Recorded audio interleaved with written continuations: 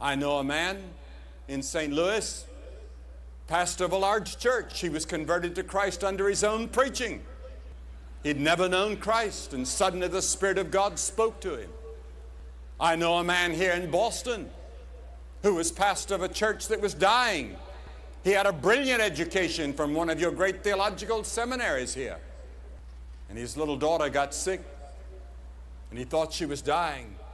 And he said, Lord, he said, if you will raise up my daughter from now on, I'll turn to the Bible and preach nothing but the Bible and accept your word as the word of faith. And that happened. Within a year, his church was packed out.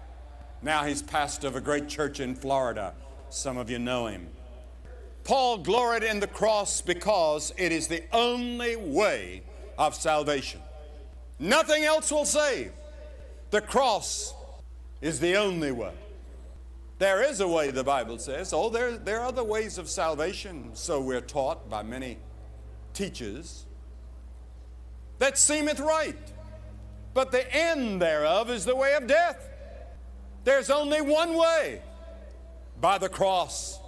And that's one reason why people don't like to talk about the cross or the exclusiveness of salvation. Whoever calls upon the name of the Lord is going to be heard. But there's only one way outlined in the Bible, and I, as a minister of the gospel, must declare unto you what the Apostle Peter said. There's therefore now no other name under heaven whereby we must be saved. Jesus said, I'm the way, the truth, and the life. No man cometh to the Father but by me. Notice, he says it's hard. It's not easy to follow Christ. You pay a price. He said, if you're not willing to deny self and take up the cross, you cannot be my follower. You see, we would like something cheap and something easy. His demands were so high that many people refused to go with him any further. They'd go so far and then they'd turn away. Because he turned to a crowd one day and said, count the cost. Count the cost.